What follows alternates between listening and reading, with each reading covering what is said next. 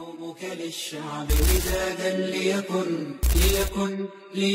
حبك للأرض مداد ليكن يومك للشعب ودادا ليكن حبك للأرض مداد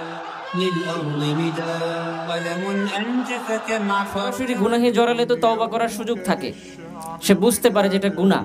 কিন্তু কেউ যদি নেক্সট সুরতে কেউ যদি গুনাহে জড়িয়ে যায়, সে তো বুঝতে পারবে না যে এটা গুনাহ, সে সেই গুনাহ থেকে তওবা করতে। আমাদের সবাইকে মৃত্যুর আগে অন্তত এক লম্হার জন্য হলেও ইসলামী খেলাফতের ছায়াতলে থাকার তৌফিক দান করুন।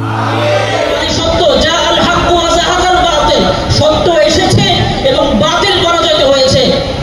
আল্লাহ বলেন সত্য ভাই সত্য আসবে এবং বাতিল চলে যাবে। দেখি আগে আমাদের ঈমানকে মজবুত করতে হবে, আল্লাহ রাসূলের প্রতি, আল্লাহ তাআলার বিধানের প্রতি, কোরআন সুন্নাহর আইনের প্রতি আগে আমাদের বিশ্বাস আনতে হবে যে না, বাস্তবে রাসূল সাল্লাল্লাহু আলাইহি ওয়াসাল্লামের শাসন ব্যবস্থার মধ্যে, কোরআন সুন্নাহর আইনের মধ্যেই রয়েছে পৃথিবীর শান্তি, অন্য কিছুতে না। আছে ভাই, আছে নাকি ভাই? এই ঈমানটুকু, এই আস্থাটুকু আগে আমাদের মধ্যে আনতে হবে, ঈমান মজবুত করতে হবে।